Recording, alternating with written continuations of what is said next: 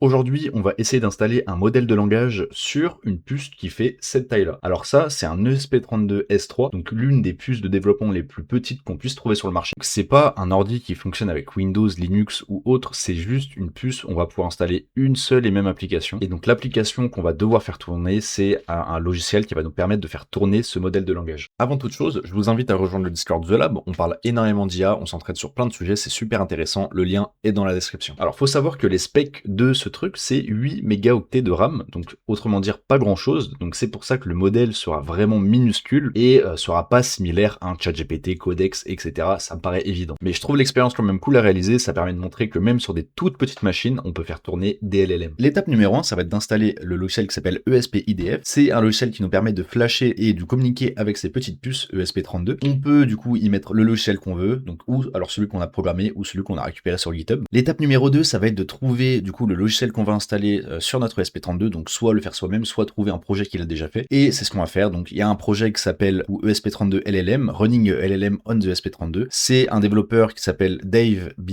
Ben. Je sais pas si je le prononce bien, mais voilà. Donc je mettrai le lien évidemment dans la description. Et lui, c'est ce qu'il a fait. Il a créé un logiciel qui permet de faire tourner un modèle sur un ESP32. Donc c'est une puce de puissance similaire. Donc à savoir que le modèle qui va tourner sur cette puce, ça va être un modèle de 260 000 paramètres. Pour comparer un Kimica 3, donc le modèle local le plus gros, il fait 2800 milliards de paramètres. Donc c'est pour ça que le développeur a mis large, donc de LLM, ça veut dire large language model, il a mis large entre guillemets parce que en fait c'est un modèle qui est vraiment tout petit. Le modèle, il est entraîné avec un dataset d'histoires Tiny Stories, et on peut voir le dataset juste ici sur Hugging Face. C'est en fait des petites histoires, What's Upon a Time, etc., des genres de contes très courts, et il a été entraîné sur énormément de ces histoires-là. C'est pour ça que je pense que quand on va essayer de lui parler, il va nous répondre par ce genre de petits contes. Donc ça aura vraiment rien à voir avec du ChatGPT ou du Claude qui nous répond par du code ou par du langage naturel. Donc ce qu'on va faire maintenant, c'est cloner ce repo, et on aura juste à installer grâce à du coup ESP-IDF ce logiciel dans notre ESP32. Donc on pourrait croire que développer sur ces petites puces c'est assez compliqué, mais en réalité c'est vraiment simple. On va cloner ça,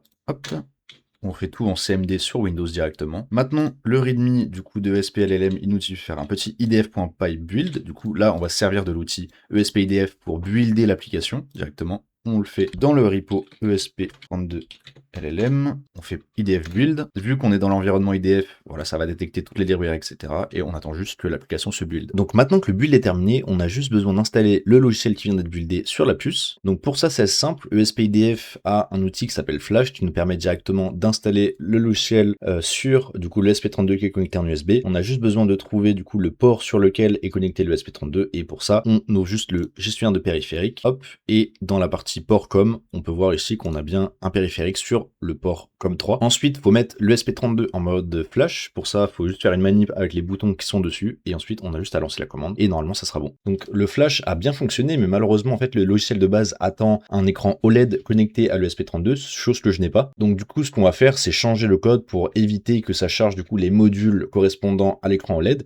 et je vais en profiter pour faire quelque chose, c'est-à-dire de pouvoir envoyer un prompt pour générer une histoire, enfin en tout cas donner une direction à la génération d'histoire, parce qu'aujourd'hui le logiciel permet juste de faire des créations aléatoires d'histoires grâce au LLM, mais pas forcément de donner une direction à cette création. Donc ça y est, j'ai changé le code, j'ai enlevé le support du coup GPIO pour l'écran OLED, et j'ai ajouté le fait de pouvoir envoyer un prompt pour guider la création de l'histoire. Donc on va tester ça tout de suite. Hop, on va reflasher, même si le SP32 était déjà flashé vu que j'avais déjà testé. On va attendre la fin du flash et on va voir comment ça se présente. Donc tout simplement, ça se présente comme un prompt classique. Entrer le début de ton histoire en anglais. Voilà, donc là je vais mettre un truc que ChatGPT m'avait donné. Donc mon prompt, hop, ça va être Once upon a time, a robot found a kiss. En gros, c'est il était une fois, un robot a trouvé une clé. Évidemment, c'est un modèle qui a été entraîné avec des histoires anglaises, donc le prompt doit être en anglais et très peu court vu que le contexte est vraiment limité. Et ce qu'on va faire, c'est tout simplement envoyer. On va faire entrer, et là, il va tout simplement me générer token par token l'histoire. Alors l'histoire qui a été générée, Once Upon a Time, a Robot Found a Key, c'est du coup le prompt que je lui ai envoyé. The key was very small and shiny, it was a big shiny rock, the rock was very happy, etc. etc. Donc on peut voir qu'il a perdu le contexte de la clé, il est passé par l'étape rock, mais après on a le robot, il parle du rocher, donc comme quoi il était heureux, etc. Il dit ça un certain nombre de fois, et ensuite il arrive à dire que le robot était vraiment heureux, c'est-à-dire il a récupéré ça dans le prompt et il l'a utilisé pour générer son histoire. Merci petit robot, etc., etc. Donc voilà. Donc j'imagine qu'à la fin c'est le robot qui devient ami avec la pierre et on a pu faire ça avec 36 tokens par seconde, ce qui est assez correct. Donc pour vous remettre dans le contexte, ce logiciel tourne sur cette petite puce, sur cette micro puce et permet de générer du coup du texte. Donc on pourrait dire ça génère du texte aléatoirement, mais en fait pas tellement parce que on garde quand même, il y a un sens en fait, c'est vraiment du LLM. Évidemment c'est du LLM avec très peu d'intelligence, mais du LLM tout de même en servant, donc il se sert du prompt pour gérer son histoire, et voilà, c'est pas du full aléatoire. Donc si vous laissez de votre côté, je pense que je mettrai du coup mon repo avec le code modifié dans la description. N'hésitez pas à aller voir, n'hésitez pas à mettre un petit like à cette vidéo, n'hésitez pas à mettre un commentaire pour me dire ce que vous en avez pensé, à vous abonner, à rejoindre le Discord The Lab, et sur ce, on se retrouve une prochaine fois dans une prochaine vidéo, et je vous dis ciao.